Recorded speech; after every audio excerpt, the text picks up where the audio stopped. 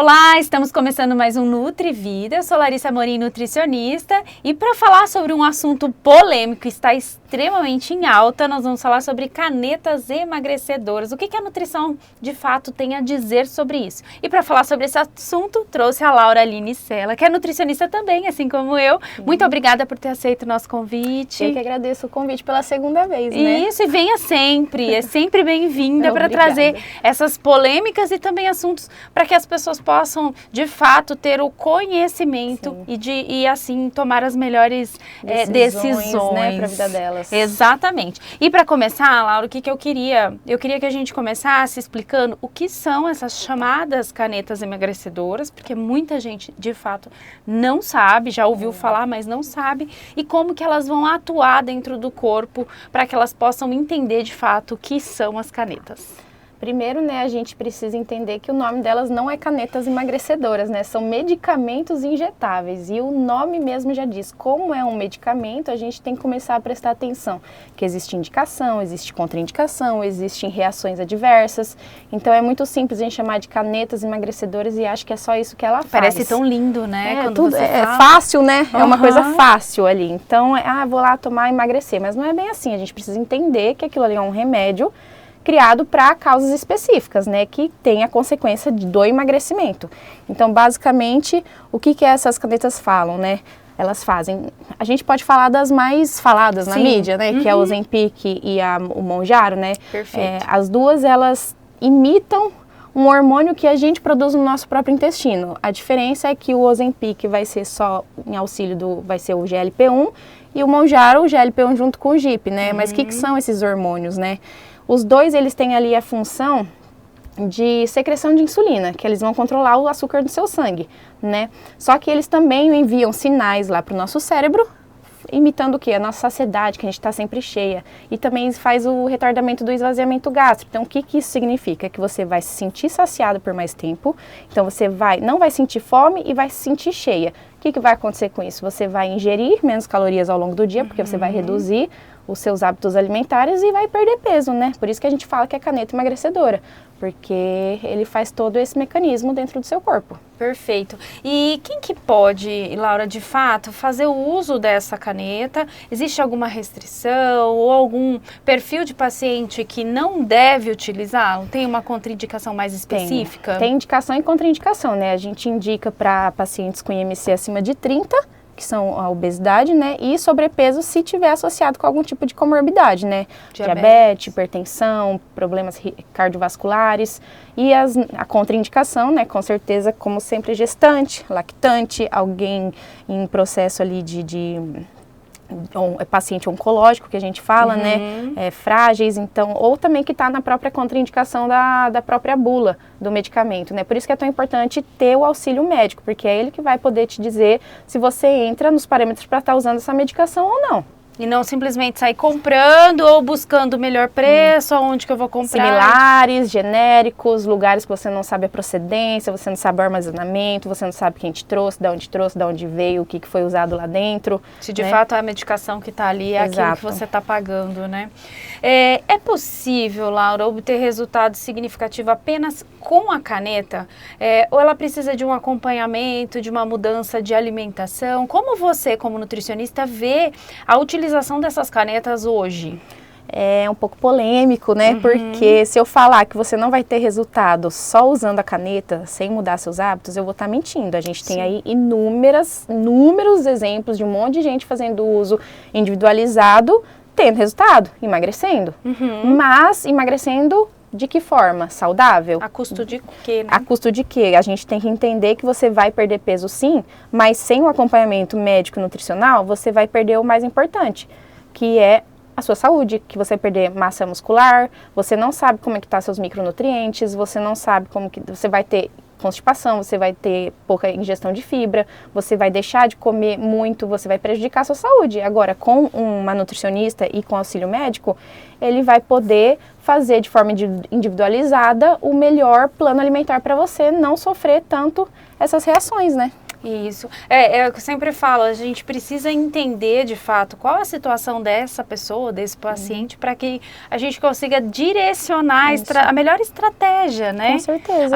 A medicação, ela vai sim trazer todos aqueles efeitos positivos que você disse, principalmente com relação à saciedade, o que automaticamente nos ajuda a comer menos. Isso. Mas não necessariamente vai ter esse resultado a longo prazo, né? Não. E fora que se você não tiver um acompanhamento nutricional e você não mudar esses hábitos, a chance de você ter um reganho a hora que você parar é muito maior. Eu tenho paciente que fez o desmame, fez o acompanhamento certinho e está sofrendo muito as reações agora do pós, né? Que volta a fome. Então, quem não tem um acompanhamento nutricional e não transforma esses hábitos, você vai ter um reganho. Isso daí é fato. Sim.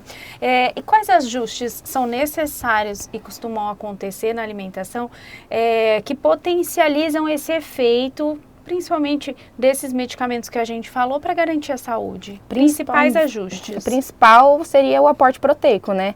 E o que funciona para sua prima não vai funcionar para você, porque cada corpo é único. Então, o profissional que vai ajustar a dieta de acordo com o que o seu corpo precisa para manter essa massa muscular. Mas a gente fala muito de proteína, mas a gente esquece que algumas reações do medicamento é constipação. Então, a gente precisa ajustar a fibra, a gente precisa aumentar a ingestão de água, a gente precisa controlar todos os micronutrientes para não ter nenhuma deficiência nutricional. Né? Então, acho que o principal seriam esses. E lembrar, né, Laura, que assim, quando você falou da sua vizinha ou da sua prima não funciona para você, por que ela está dizendo isso? Porque a quantidade que a gente precisa de proteína, de água, de fibra, de carboidrato, ela é específica sobre o seu peso. Exatamente. Né? Então, não tem como a gente dar uma receita de bolo e sair assim, copia e cola para todo mundo, Nunca. Que não vai funcionar. E não só para as canetas, né? Para qualquer dieta, em geral, né? Qualquer dieta. Então, você nunca pega o do seu conhecido, sempre vai atrás do seu próprio, porque você é uma pessoa diferente da outra, né?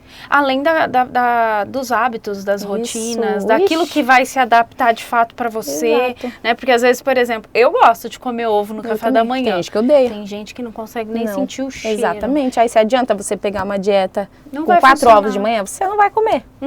E aí vai continuar tendo um déficit de proteína e vai continuar perdendo massa magra. Que hábitos alimentares que podem prejudicar o resultado mesmo com o uso da caneta? Eu falo que é os mesmos hábitos de qualquer dieta normal, né? Porque querendo ou não, a dieta que a gente vai colocar para quem está em uso de caneta não difere muito de um emagrecimento saudável, só que a gente toma mais cuidado com essa questão da proteína mesmo. Mas exagerar em alimentos gordurosos, embutidos, ultraprocessados, açúcar, abuso de álcool principalmente, tomar muito cuidado com o uso de álcool. Então acho que não difere muito, é tomar cuidado com o mesmo, né? É porque muitas vezes as pessoas não entendem isso, que um alimento em pequeno volume pode ter um valor calórico muito alto, né? Exatamente. E isso não te deixa em déficit energético, automaticamente não existe perda de peso, né? E tem muita gente também que às vezes, como está com consumo calórico baixo, às vezes você vai consumir alguma coisa que você estava acostumado antes, você vai passar mal. Tem todas essas questões. Então, não é simplesmente você aplicar o medicamento que a mágica vai acontecer.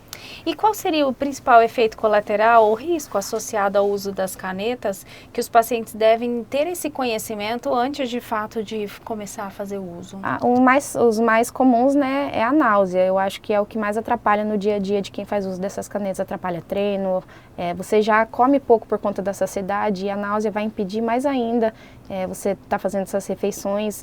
Também tem casos de constipação, tem casos de diarreia, tem vômito, acho que são os principais. Mas se você tem acompanhamento médico e você sentir qualquer outro sintoma adverso ali que você não está acostumado, que está achando estranho, por isso que é importante o médico, você vai chegar nele e é ele que vai garantir essa segurança para você, vai fazer os exames, vai fazer o acompanhamento.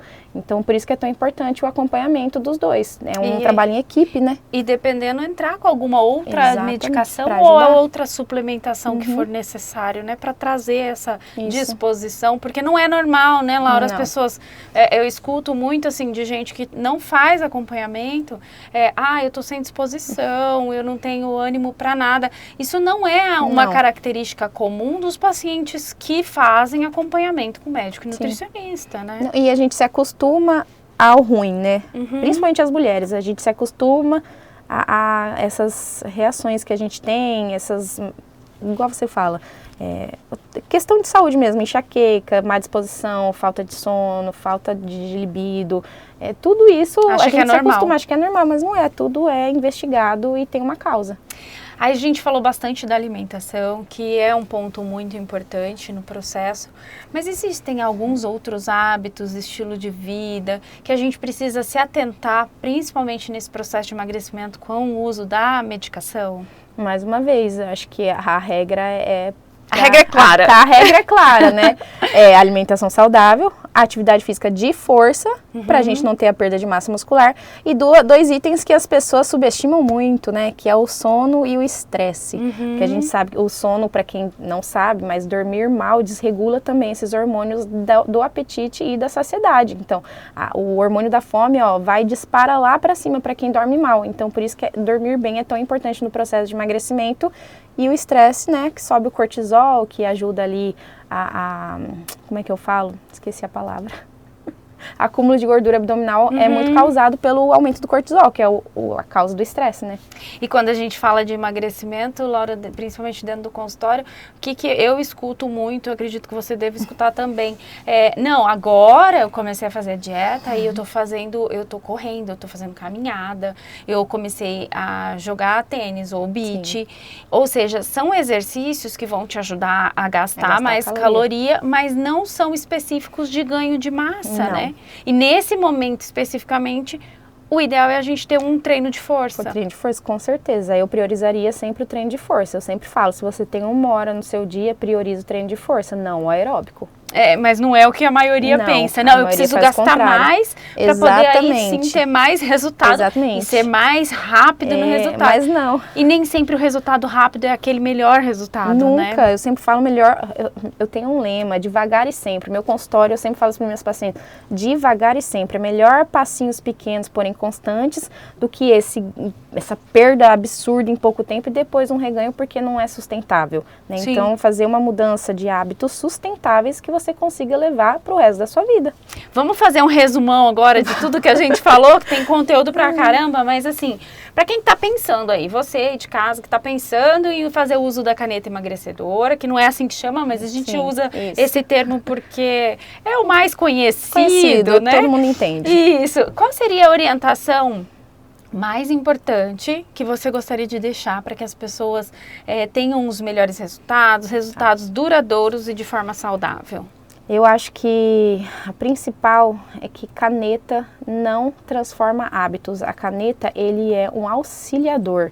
Ele vai ser ali a sua muleta. O que vai fazer você ter essa perda de peso, essa mudança de vida de forma prolongada para o resto da sua vida é a mudança de hábitos. É você criar hábitos saudáveis, trocar sua alimentação, fazer atividade física, dormir melhor. Não tem caneta que faça isso por você, que mude seu comportamento alimentar. Então você precisa sim de um auxílio de nutricionista, de médico, para conseguir fazer essas mudanças de forma duradoura. Porque ela sozinha não faz milagre. Pode fazer na hora, pode ser maravilhoso nos primeiros 2, 3 meses, mas a longo prazo que importa.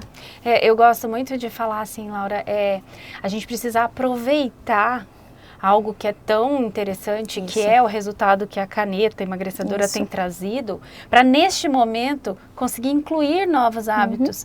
E aí quando a gente fala de inclusão de novos hábitos, é começar a fazer pequenas mudanças. As pessoas querem fazer muita mudança da noite para o dia, e é aí que vocês pecam, é aí que vocês perdem, né, o resultado lá na frente. Então aproveita esse momento, enquanto você está fazendo uso da medicação, para aprender e mudar mentalidade. Isso. Mudar a forma de olhar para os alimentos. Nós já falamos, a Laura veio e trouxe o conteúdo compulsão alimentar aqui. Se você não assistiu, volta lá e assiste, porque realmente faz muita diferença a medicação sendo utilizada com o auxílio dos profissionais. Educador físico, psicólogo, muitas vezes para fazer essa mudança de mentalidade, nutricionista, médico, todos eles trabalhando ao seu favor. Né? Querendo ou não, não é um custo barato. Não. E se o investimento é alto, vale a pena você ter esses profissionais por trás para o resultado ser muito mais duradouro e mais saudável, né? Eu sei que é muito tentador, né, a gente ir nesses similares que é 1/5 do preço, mas é só saúde que a gente está falando, né? Se vale a pena o investimento, então vamos investir nos lugares certos para ter um emagrecimento saudável, uma vida plena, né? Sem correr riscos no futuro aí de você ter que correr atrás do prejuízo, que às vezes uma economia ali atrás poderia ter evitado. E a gente sempre fala, você falou da compulsão, esse medicamento, inclusive, é excelente para quem sofre muito de compulsão. Os psiquiatras têm até, inclusive, utilizado, né, no tratamento de compulsão alimentar. A gente não pode ser contra, eu não sou contra. Às vezes a gente fala aqui muito dos malefícios, mas eu acho que um profissional de saúde que entende, sabe que a gente não deve ser contra, só que as coisas têm que ser feitas da forma certa, né? Perfeito. Obrigada por ter vindo mais uma vez aqui, trazer esse conteúdo tão esclarecedor. E eu quero que você me conta aqui embaixo. Você já pensou em utilizar as canetas emagrecedoras? Qual é seu entendimento dessa medicação e quais são as suas dúvidas para que a gente possa responder isso num vídeo futuro? Curta, compartilhe, encaminhe para as pessoas que você acredita que precisa aprender um pouquinho mais sobre esse assunto para não correr riscos aí. Obrigada, Laura. Eu que agradeço, Larissa. Até mais. Um beijinho. Até. Fiquem com Deus.